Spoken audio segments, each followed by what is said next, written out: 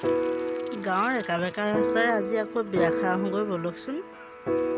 গাঁৱৰ এই যে সুন্দৰ পৰিৱেশ, আৰু এই ককাক চাওকচোন, কেনেকৈ ককাই এতিয়াও আইতাক চাইকেলত ওলাই লৈ গৈ আছে। মই সুধিছিলোঁ তেওঁলোকক কোনফালে যায় বুলি, তেওঁলোকে বিয়াখন খাবলৈকে আহিছোঁ বুলি ক'লে। আৰু আহি আমি একেবাৰে কইনাৰ ওচৰৰে পালোহি, মানে কইনাৰ গা ধোৱা ওচৰ। কইনাক গা ধুইও আজৰি হ'ল, আৰু কইনাৰ মমায়েকে ডাঙলা কৰি একেবাৰে ৰভাতলৈকে লৈ গ'ল।